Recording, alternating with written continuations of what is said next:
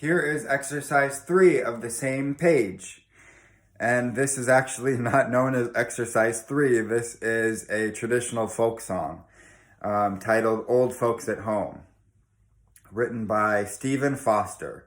And this is a great piece because you'll probably recognize it and take the chance to think of this traditional folk song. It would usually be sung, okay? So use this opportunity on your violin to imitate a singer. Very smooth bow changes, long bow. And again, there's no dynamic marked. So let's make the artistic decision to go ahead and sing it in the manner of a folk song. So if we imagine someone singing this, they probably would sing it louder than softer. So I went ahead and marked the dynamic of forte. So full bows, nice smooth bow changes, and in general legato on any eighth note. All right, our key signature, we have 2 sharps, F and C sharp. This is the key of D major. So D major, that's our key signature. And we can even confirm that because the last note of the piece is an open D. All right? Let's go ahead and try it. We're in common time, just a simple 4 beats per measure. Let's go ahead and count off as well. Our smallest note value in the piece is an eighth note. So that's what we're gonna subdivide and count before we play. 1 and 2 and 3 and 4 and...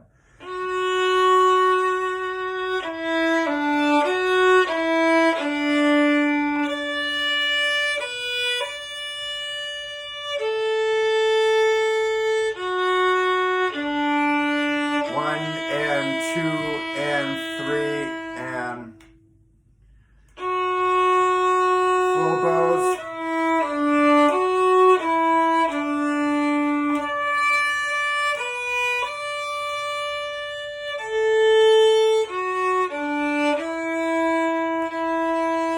One and 2 and 3 and rest.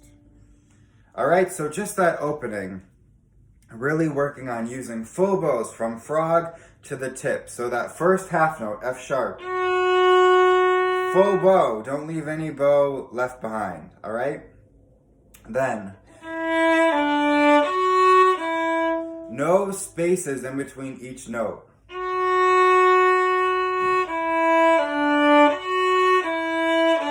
Nice, smooth, and connected. As much gentle finger action as you can get, okay? So keep working on those exercises. Jellyfish fingers and pinky push-ups and taps with the pointer finger as well. So you can really get this to be smoothed out. That will create smooth bow changes. So making sure we're getting that F sharp. Then when we come to the second measure, we have an octave from open D to third finger D on the A string.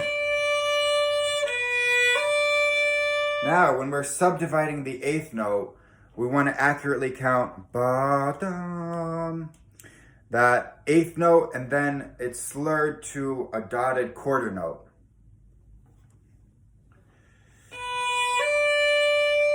That dotted quarter note receives 3 eighth notes, so 1 and 2 and 3 and 4 and 2 and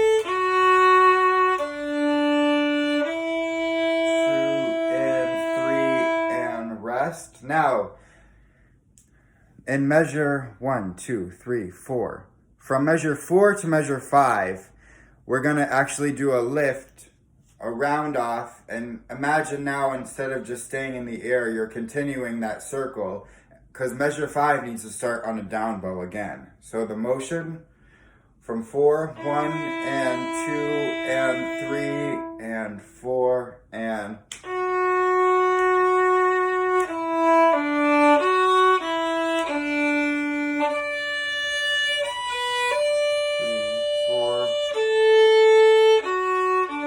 Full bows on every note that you can. 1 and 2 and 3. Same motion. Lift with a circle.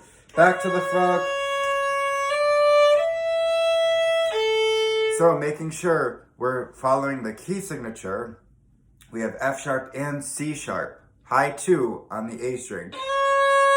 And we have that dotted quarter rhythm again. So a dotted quarter receives 3/8 notes.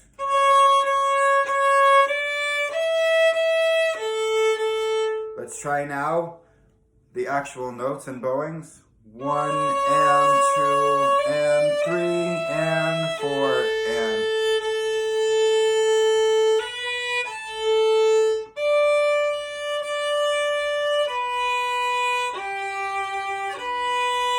One and 2 and same motion, lift, back to the frog. All right, so in measure 9, making sure you start that C sharp and you're accurately counting, making those slurs nice and smooth. And then, if you look at measure 10, we have a bowing written in.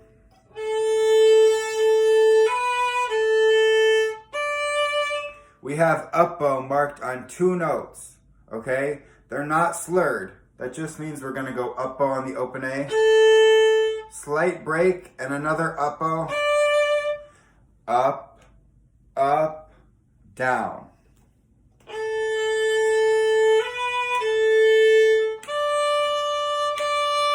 Now we want to make sure that we're not slurring them. We put a little space in between from the A to the D, a tiny little space. Otherwise, it would be marked as a slur.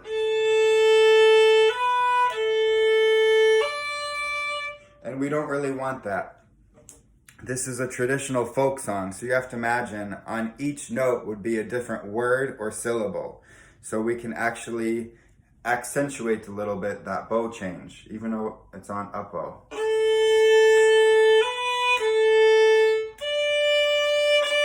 Nice and smooth bows again.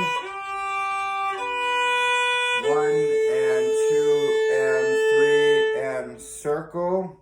Back to the frog, full bow, smooth. Here's our octave.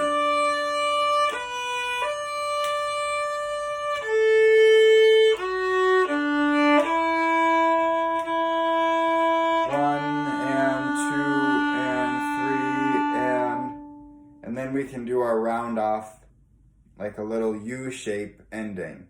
In general, we always complete the circle to come back to start another down bow, but this ending, we don't have to do that. 2 and 3 and. If we didn't pull the bow off the string, our sound wouldn't reverberate and ring nicely in the air. Okay, so in general, any piece that ends on a down bow, we want to nicely round off and let the sound reverberate. We have to imagine that we're playing this in a nice hall. So even though we have a rest, our last note can ring beautifully and really reverberate if we were performing this in a hall. And also, who wants to end the piece like this? It just looks a little bit stupid, okay? So you always want to end nicely, professionally, with some choreography and etiquette. 3.